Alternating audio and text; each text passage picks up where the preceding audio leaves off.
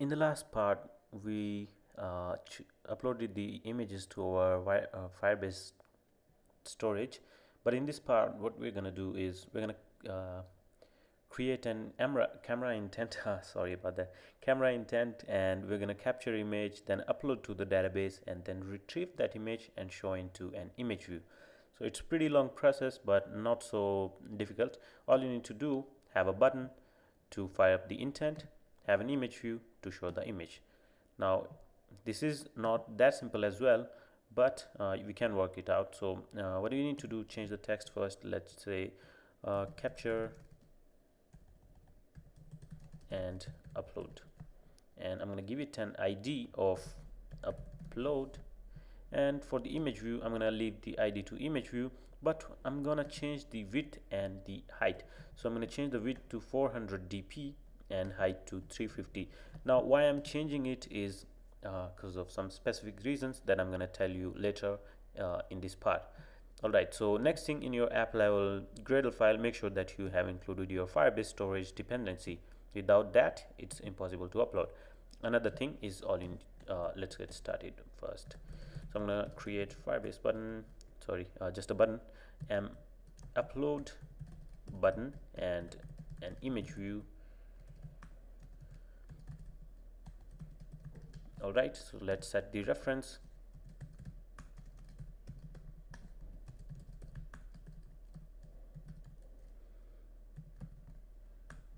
I guess that's the name. ID of this one is upload. Yeah, that's okay. And image view equals image view find view by id r.id dot image view. Okay, so next thing, I'm gonna go and type in set on click listener. Whenever I type on click listener, it just changes to something else. I guess Siri doesn't listen to me. I need to update to Cortana.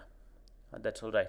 So next thing that we need is another int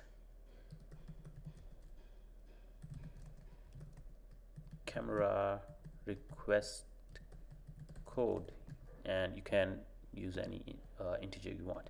All right, then I'm gonna go to create an intent, and it's gonna media store dot action image capture, and then I'm gonna start activity for result. Inside this, you need to have two parameters. First is the intent, another one is request code that we created over here.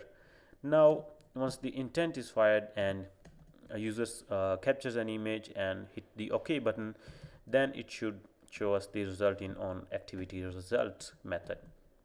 So here inside this, I'm gonna say if request code equals camera request code and result code equals result OK. So that means if there are no errors, then it's gonna retrieve the URI from the data object by get data.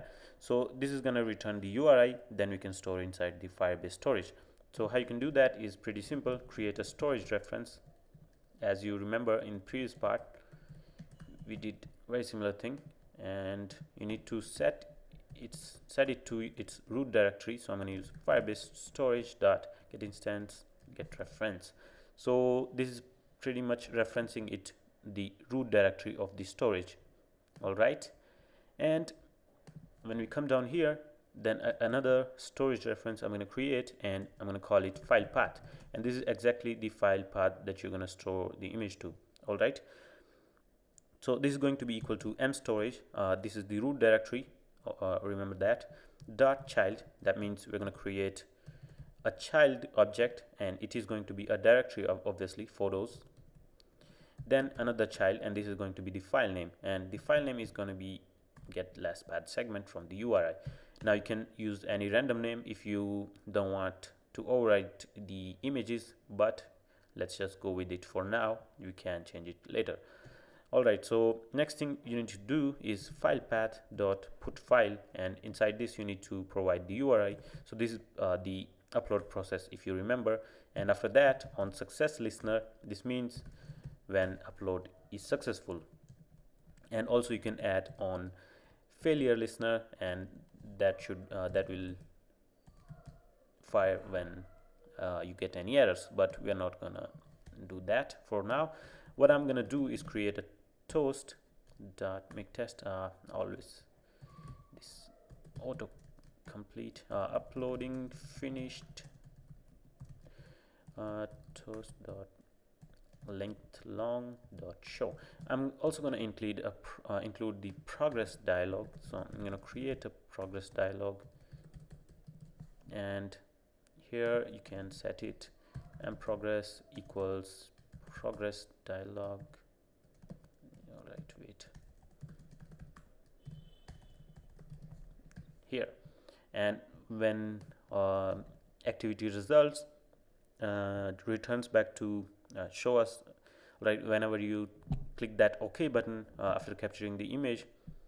I'm going to show this progress dialog and set the message uploading image and progress dot show, and once it's successful, and progress dot dismiss.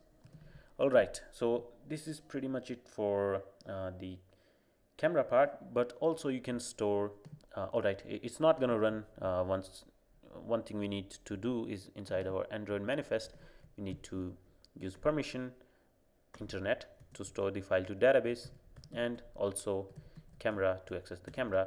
And if you want to store the image to your external directory, you should add one more, and that is write external storage, but we are not doing that in this part. All right, so now I'm going to fire the app to my mobile phone. Let's see how much time it takes.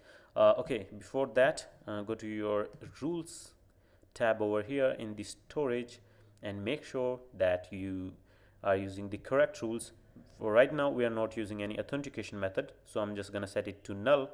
But if you want user to log in to upload to the storage, you should change it to this one. But let's not do that. All right, one more thing, even if you are not creating any authentication method, it's always good to use a guest login or a guest authentication for your storage, because nobody wants any random person to upload database and you don't have any track of that. All right, so let's see if it has finished the Gradle build. Indexing still building. Now till the time it's finished, what I'm gonna do, I'm gonna go to google.com and search for Picasso Android. All right, so now if you guys may remember, in the previous part I told you about this one, how you can retrieve and show the image to your image view using this library. Now it's previously included in the Android Studio, and you can just use it by including just the dependency in the Gradle file. But if it causes any error and show any error like missing file or something, you can also download the jar file and include in your libraries directory. But let's check it later and see if the app is running. Now it's showing me some runtime error, and no, it's not runtime error, it's directory not found. But that's pretty weird because it's right in front of me, the main activity file. Let's run it again and see if it still causes any error, and it may cause some errors. We may need to clean the project first, but let's see if it runs now. Till the time, what we can do is, let me check if I have something for you guys. And if you guys remember, previously I told you about how you can send me designs of the app to my Twitter account. Actually, I have included the link in the description. And also, if I go to the Play Store,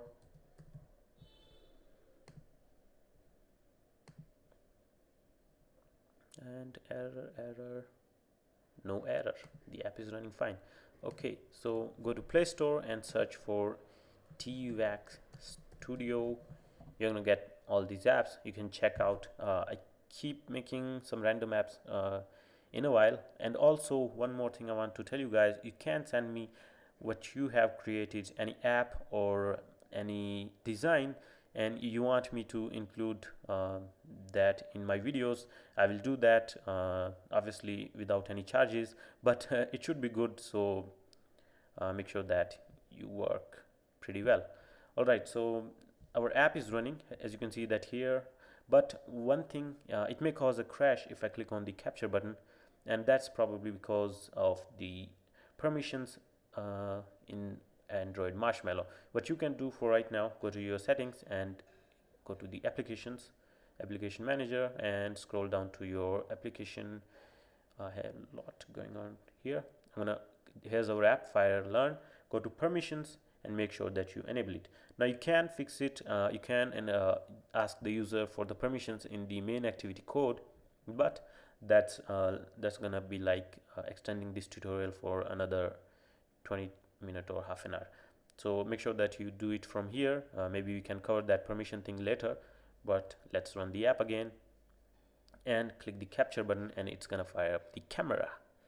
And now you can see that it's pretty blank. That's because I have covered my camera and I don't want to show you guys my room because it's pretty messy. All right, so I'm going to click the capture button, and you can see that it has captured the image and it's pretty black, and nothing you can see right here. And I'm going to hit the OK button, and it shows me the uploading progress dialog, and that's exactly what we created. And it may show you some errors and all about the token thing. That's probably because the authentication and all, I guess, but we can check that later. But it's also showed us shown the toast over here, uploading finished, so we can check it. Let's refresh the page. If it has uploaded, it should have uploaded. Now if you may remember, over here we have set the reference to the root directory, and then inside the root directory we created a child directory named photos, and it exists over here. If I click on this, this should have the file name as over here as the child. So if I open up here, you can see that this is our file. If I click on it, you can see the preview. Now one last thing we need to do, we need to retrieve the download URI and show it to the image view. Now you can do is copy this Gradle file, Gradle dependency, and paste it over here and sync the project. Then as I told you guys, we have changed the width and height of the image view just for right now, because the camera that captures the image is pretty large, and it can't be directly shown to the output to the image view because of the large size. But there are ways you can decrease the size of the image, or you can crop it, or many more things you can do. But for this part, what I'm gonna do, I'm just gonna change the scale of this one. It is not exactly the proper way to do it, but you can just go for this one as an example, but you can crop the image or maybe scale the image by yourself in the code, and you can work with that later. So our dependency is included. Now what you can do is you can use the Picasso this code over here. Now I got the error of image too large. That's why I am doing this one instead of cropping it and scaling it, because it's gonna take a lot of time in tutorial to cover that, but you guys may know that. Okay, so we need to use this code, so I'm gonna copy this, or we can type it by ourselves. First of all, what we need is an URI, as it's going to be download URI equals, and we're gonna get that from our on success method. It gives us a variable, an object, task snapshot. So I'm gonna say task snapshot dot get download URL. And that's how you can get the download URI. All right. So next thing is going to be Picasso dot width, and inside this it's going this is gonna contain the what do you call it, context. Then dot load, and it's going to be the file URI, so which is download URI. Then it's we're gonna say fit and center crop. That's because of the file size, but if you are cropping it by yourself and scaling it, you may not need these two, and also you may not need to change the height by yourself, because this is not the proper way, as I'm telling you guys.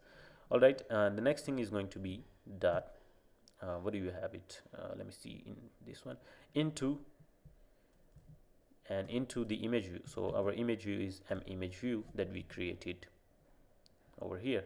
So now let's run the app again and see if it's running. All right, let me see. Actually, I'm recording this tutorial third time because in the first two times it caused too many errors because I messed up with the main activity imports. So I had to delete the whole project, create a new one. That's not the correct method to solve it, but I didn't have much time, so I was pretty fast. Okay, so I'm gonna click on the capture button. As you can see, that here's the image of my photo of my room. Pretty nice. There's my computer.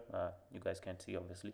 All right, so I'm gonna click the capture button and hit OK to proceed uploading the image.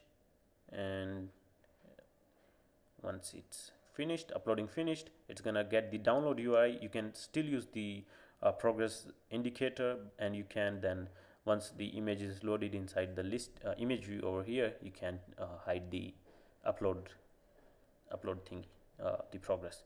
All right, so now you guys know how you can store the image and get the image from the Firebase.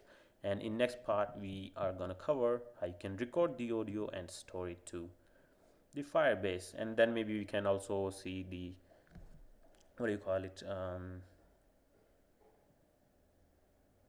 what was that, yeah, permissions thingy in Marshmallow version. All right, so that's it for this part, and see you guys in next part.